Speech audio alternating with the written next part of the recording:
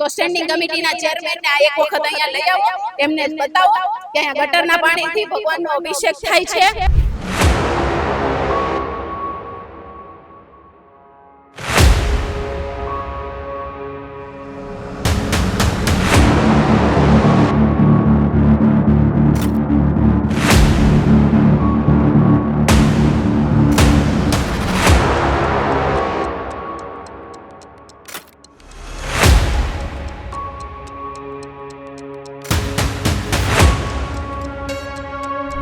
અમે તો ચર્ચા નહીં કરીએ. તમે અમારા સિવાય પણ કોઈને આમંત્રણ તો આપ્યું હશે ને? જો કોની અમે ભાજપ નેતાઓને આમંત્રણ આપેલું. આ 250 લાખ રૂપિયા તમને ક્યાં દેખાય છે? ગટર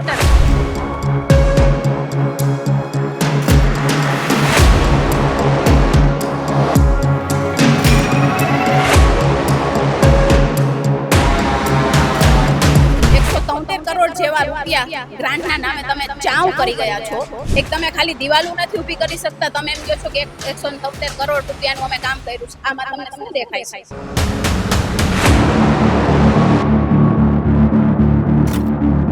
જો એક હિન્દુ તરીકે મને તો એટલી શરમ આવે કે જો સત્તા પક્ષ હિન્દુત્વના નામે મત લેતો હોય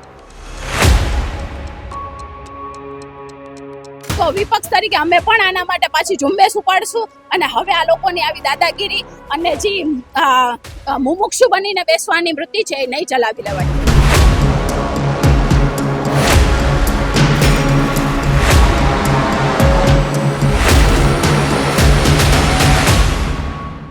પવિત્ર શ્રાવણ માસની શરૂઆત થઈ ગઈ છે. આજે શ્રાવણ માસનો પ્રથમ સોમવાર છે અને રાજકોટ માટે રાજકોટના આરાધ્ય દેવ, રાજકોટ વાસીઓની આસ્થાનું કેન્દ્ર એવા રામનાથ મહાદેવના મંદિરે આજે અમે પહોંચ્યા છીએ.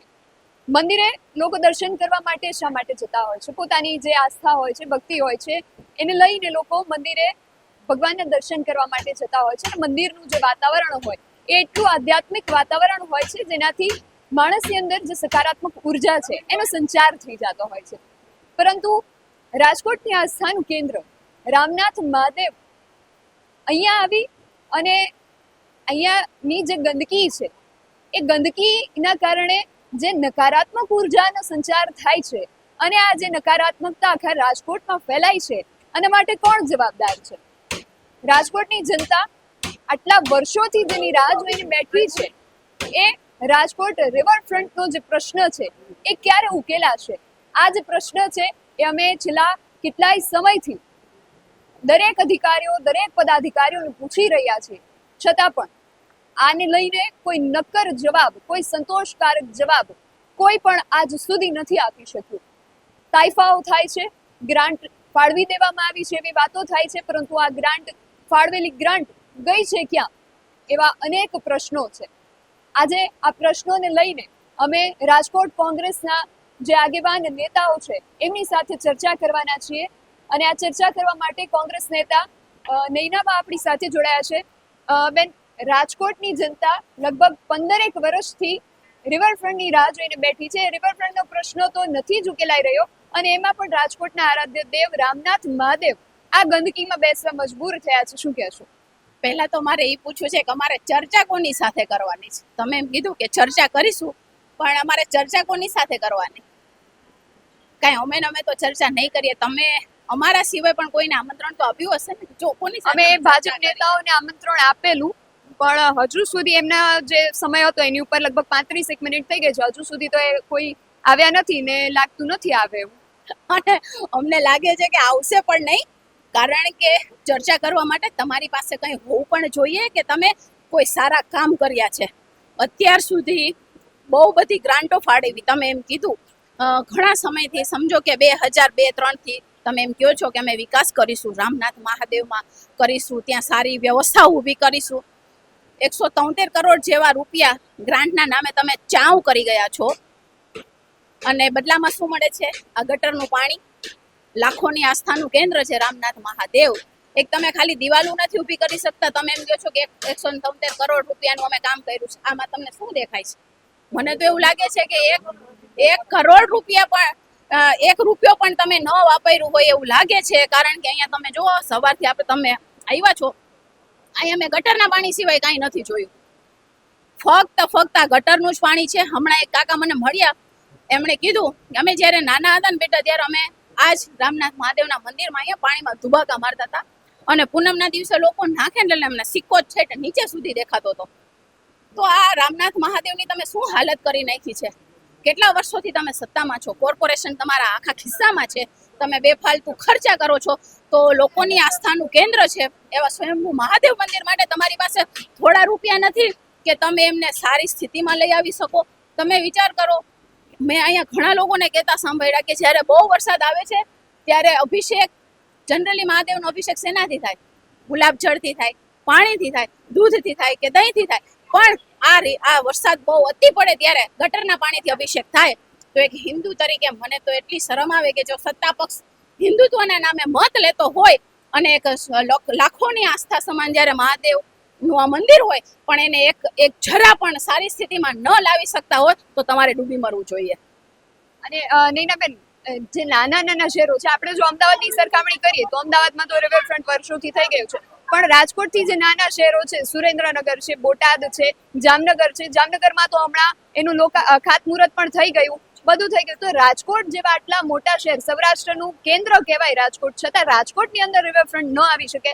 અને આ બ્યુટિફિકેશન માટે રામનાથ મહાદેવ મંદિર પરિસર છે, એના બ્યુટિફિકેશન માટે લગભગ દર વર્ષે બજેટમાં ફાળવણી થાય છે. આ વખતે પણ 250 લાખ રૂપિયા ફાળવી દેવામાં આવેલા છે. આ 250 લાખ રૂપિયા તમને ક્યાં દેખાય છે? ગટરમાં. ગટર દેખાય છે ને, એમાં દેખાય છે. કારણ કે એના માટે તમારે મનથી એવી ઈચ્છા હોવી જોઈએ, પણ તમારે તમારા ખિસ્સા જ નથી ભરાતા. કરોડો રૂપિયાનું ભ્રષ્ટાચાર કરો છો, જ્યાં જરૂર નથી એવી ખોટી વ્યવસ્થાઓ ઊભી કરો છો.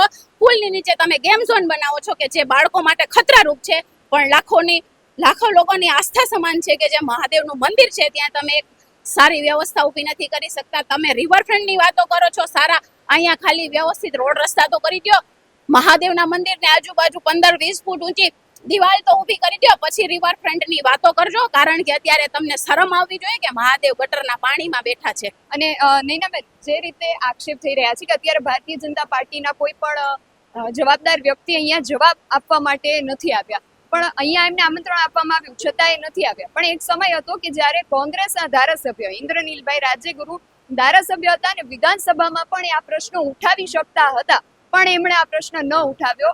આ જવાબ ઇન્દ્રનીલભાઈએ પોતે અમને આપેલો છે. શું કહેશો? તમારી પાસે જ્યારે સત્તા હતી તમે પ્રશ્ન કરી શકતા હતા, છતાં વિપક્ષ તરીકે તમે શું આના માટે ભૂમિકા ભજવી?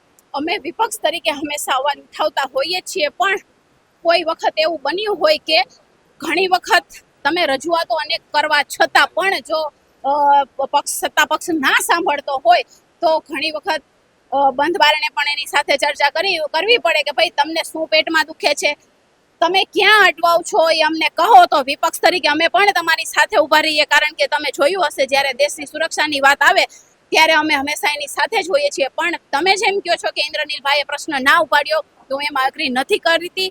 કારણ કે ઇન્દ્રનીલભાઈ ધારાસભ્ય પણ રહી ચૂક્યા છે અને એણે ઘણા સારા કામો પણ કર્યા છે.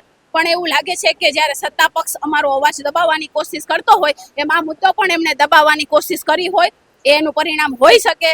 અને તમે જે ટીલાડાભાઈની ને દર્શિતાબેનની ને ભાનુબેનની વાતો કરો છો, પણ મને એવું લાગે છે કે રાજકોટના કિંગ છે ને આ લોકો નથી, ધારાસભ્ય અહીંના સાંસદ, એમનું મને એવું લાગે છે કે ભારતીય જનતા પાર્ટીમાં કંઈ ઉપજતું નથી.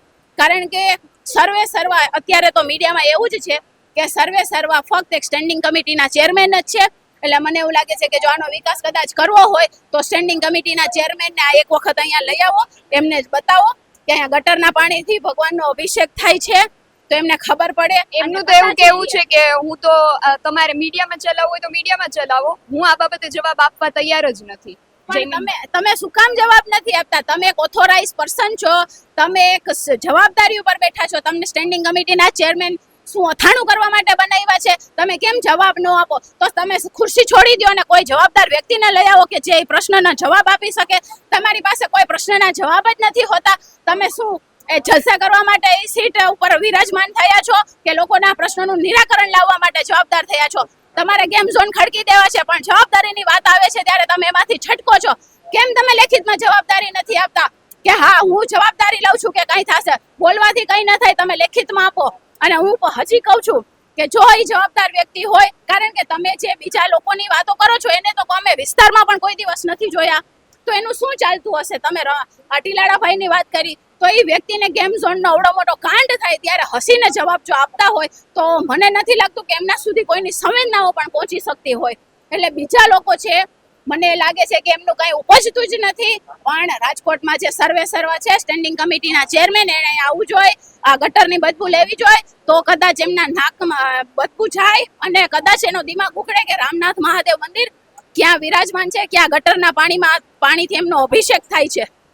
અને બેન, મારા બે પ્રશ્નો હતા. એક પ્રશ્નનો જવાબ રહી ગયો કે વિપક્ષ આના માટે શું પ્રયત્ન અત્યાર સુધી કર્યા ને હવે આગળ શું પ્રયત્ન કરશે? કોંગ્રેસ પક્ષ તમારો છે, કોંગ્રેસ આના માટે અત્યાર સુધી શું કર્યું, હવે આગળ શું કરશે? અમે અવારનવાર રજૂઆત કરી છે. સાંભળો, પહેલે તો સત્તા પક્ષની જવાબદારી બને કે સત્તા પક્ષ જવાબદાર વ્યક્તિ છે. સત્તાની તો 100% જવાબદારી બને, પણ વિપક્ષ તરીકે તમારી જે જવાબદારી છે એ મુજબ તમે અમે હંમેશા લોકો માટે અવાજ ઉઠાવતા આવ્યા છીએ, લોકોના પ્રશ્ન રજૂઆત કરતા આવ્યા છીએ, અને લોકોના પ્રશ્નની રજૂઆતના લીધે જ અત્યારે ગેમ ઝોન બંધ રહ્યો છે. નહીતર ક્યારનું ઉદ્ઘાટન થઈ ગયું હોત મુખ્યમંત્રીના હાથે. પણ એને અમારો ડર હતો કે વિપક્ષ શાંત નહીં રહે, એટલા માટે જ આ ગેમ ઝોન ચાલુ નથી થયો, અને જે ટીઆરપી કાંડ થયો એના માટે જ આટલી મહેનત કરવી પડી. નહીતર આ લોકો એને પણ દબાવી દે. પણ અમે તમને કહીએ છીએ, હું મીડિયાના માધ્યમથી કહું છું કે જો આ લોકોએ ટૂંક સમયમાં આના માટે કંઈ નહીં કર્યું તો વિપક્ષ તરીકે અમે પણ આના માટે પાછી ઝુંબેશ ઉપાડશું. અને હવે આ લોકોની આવી દાદાગીરી અને જે મુમુક્ષુ બનીને બેસવાની વૃત્તિ છે એ નહીં ચલાવી લેવાય.